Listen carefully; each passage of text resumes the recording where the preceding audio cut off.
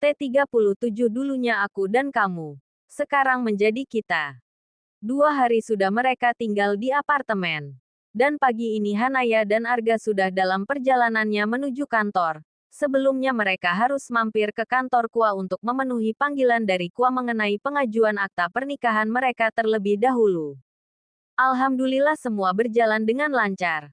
Akta pernikahan pun mereka dapatkan.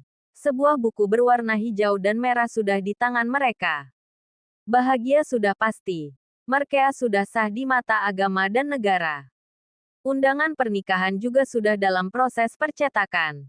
Tidak ada ijab kabul ulang. Hanya akan ada resepsi. Nai, siang ini kita ada jadwal meeting. Tanya Arga. Meeting hari ini dijadwalkan jam 10 nanti. Ada meeting dengan bagian perencanaan. Jawab Hanaya. Selesai meeting kita ke butik ya. Mama udah sibuk minta kita fitting baju, ujar Arga. Masih jam kantor mas. Gak enaklah kalau kita harus lebih dulu pulang untuk keperluan pribadi. Hanaya Putri. Lupa itu perusahaan siapa. Kalaupun pimpinannya hadir di saat meeting saja gak ada yang bisa melarang. Kan saya punya aspri. Jawab Arga. Mas bosnya. Lah Naya kan sekretaris. Ada jam kerjanya. Arga menghentikan mobilnya karena memang sudah berada di depan kantor. Kamu istri dari Muhammad Arga Ansar. Pemilik dari perusahaan ini. Jadi tugas kamu itu double. Manut kata suami sekaligus pimpinan perusahaan. Jika ada yang keberatan bisa langsung berhadapan dengan saya. Mudah untuk Arga berkata demikian tapi tidak mudah untuk Hanaya. Karena pernikahan mereka masih belum dipublikasikan dan Hanaya juga tidak mau menggunakan kekuasaan mengatasnamakan sang suami. Terserah mas deh. Pasrah Hanaya. Arga mencolek hidung Hanaya. Kepasrahkan Hanaya membuatnya semakin kagum. Bagaimana tidak? Jika Hanaya mau dia bisa sesuka hati mau berbuat apa di kantor sang suami. Tapi tidak dia lakukan. Dia tetap bersikap profesional saat jam kerja. Mereka pun turun dari mobil. Dan siapa sangka banyak mata yang melihat. Karena mereka datang agak terlambat. Banyak pegawai yang sedang lalu lalang. Di salah satu sudut ada beberapa orang pegawai yang sedang asik berbincang dan melihat ke arah mereka. Gue perhatiin. Bu Hanaya itu setiap hari pulang pergi bareng Pak Arga deh. Mungkin karena mereka sering meeting di luar kali. Tapi dulu sama Bu Ayu gak kayak gitu deh. Aku pernah lihat mereka jalan di mall. Gandengan lagi. Pas mau aku foto udah hilang.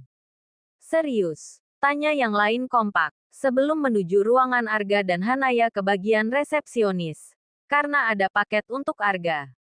Ini aja paketnya. Tanya Arga. Iya pak ini saja paketnya. Jawab petugas resepsionis. Ya sudah. Segera infokan jika ada masuk paket lagi.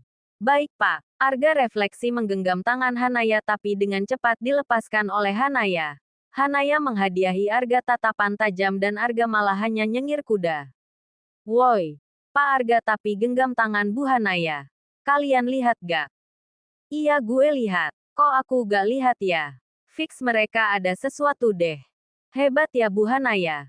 Baru jadi sekretaris bisa merayu bos dingin kayak Pak Arga. Dijaga tuh mulut. Kalau salah bisa jadi fitnah. Ujar Roy yang tidak sengaja mendengar pembicaraan mereka. Melihat Roy yang diketahui cukup akrab dengan Hanaya pun mereka membubarkan diri. Dan Roy hanya bisa geleng-geleng kepala.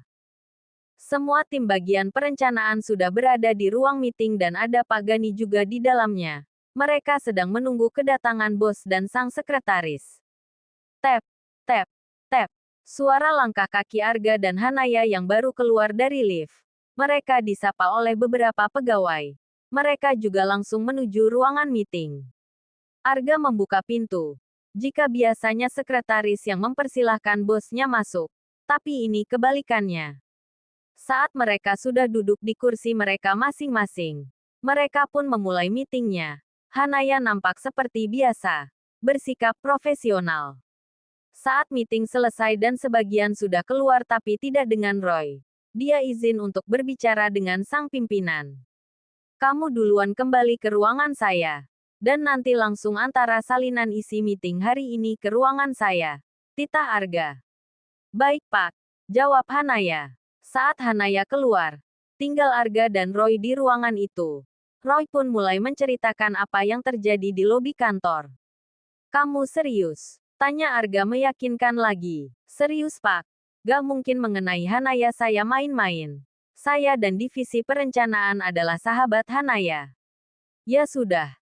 Terima kasih infonya. Biar saya yang urus. Baik Pak. Mereka berkata begitu karena tidak tahu kebenarannya Pak, ujar Roy. Roy memberitahu ini untuk menjaga Hanaya dari fitnah. Dia juga tidak ingin pegawai yang membicarakan Hanaya dan sang pimpinan sampai dipecat. Kamu tenang saja. Saya tahu kok dengan apa yang harus saya lakukan. Sambil menepuk pundak Roy. Mereka pun kembali ke ruangan mereka masing-masing.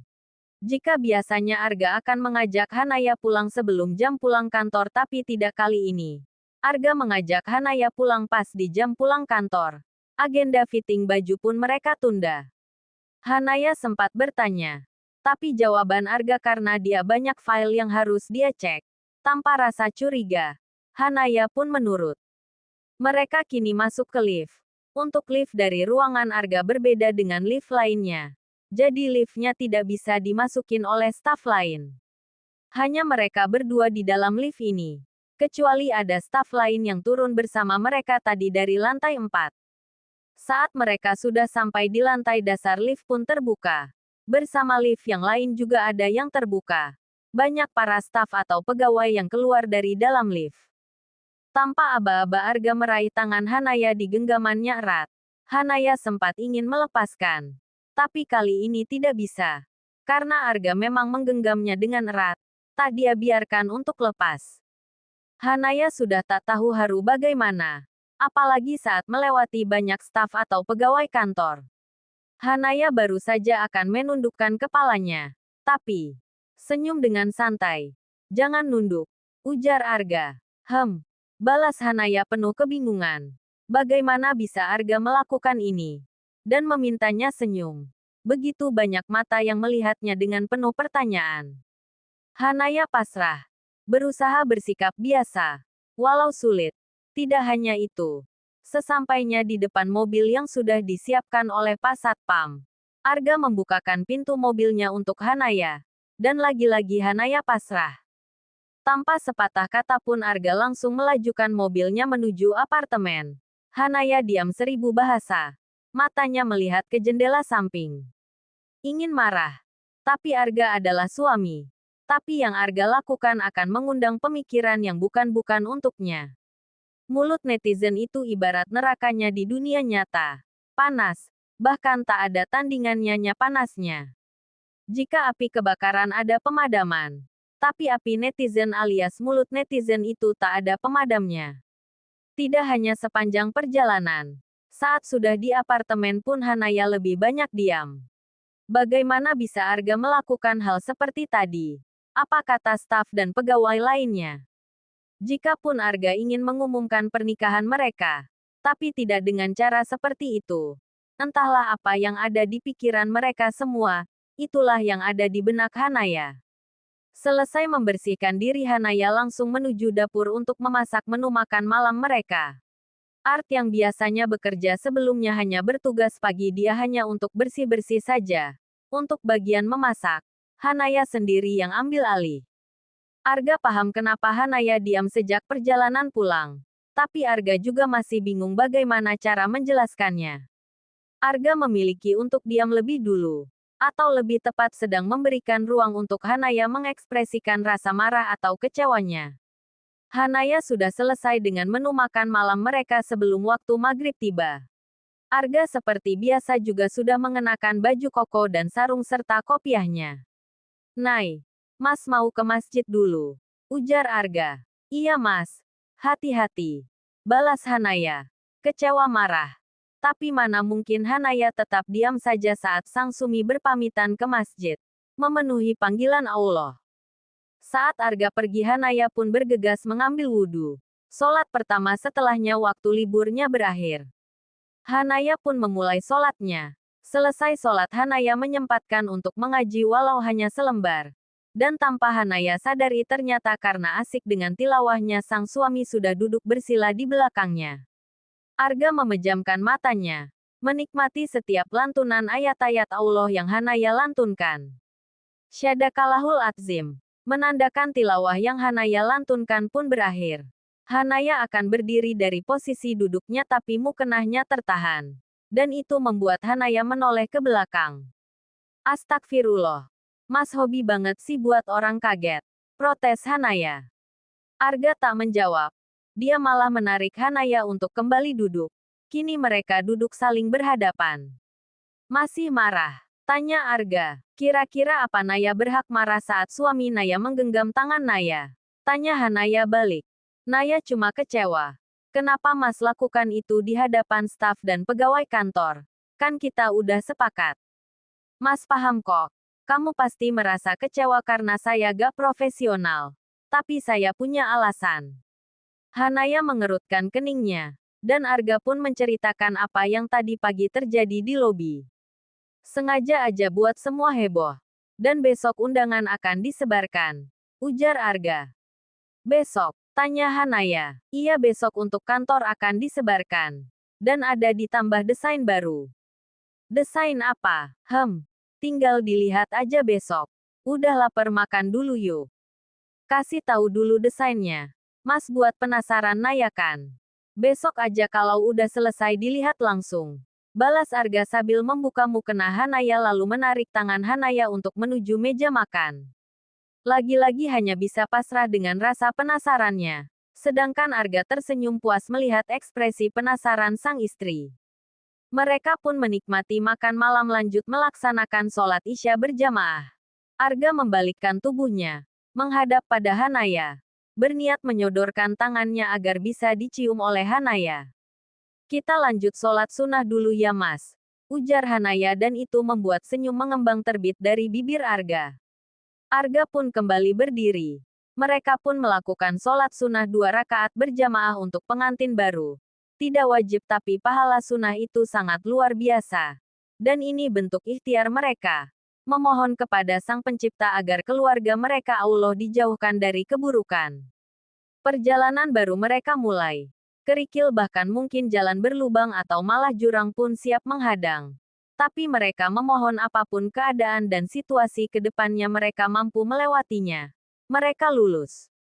Arga mencium lama ubun-ubun Hanaya.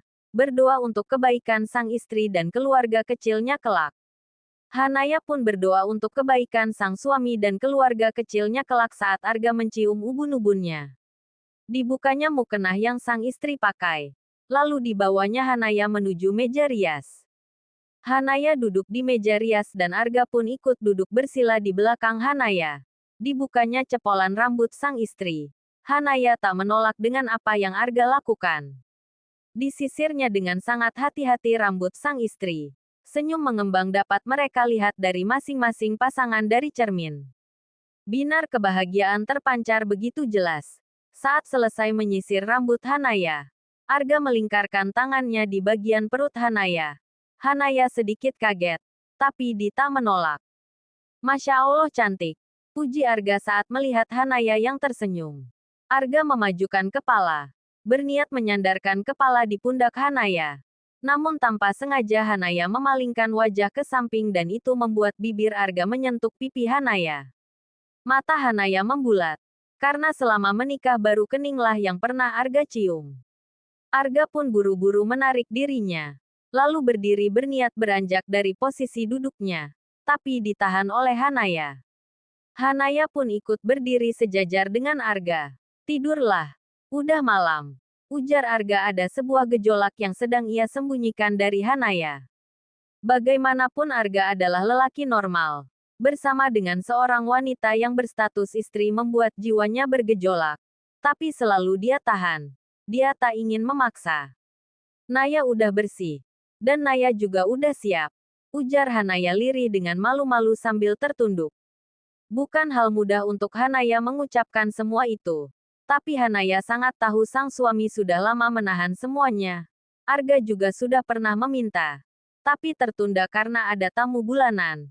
dan sudah jadi kewajiban juga untuk menunaikan kewajibannya sebagai seorang istri. Arga mengangkat dagu Hanaya.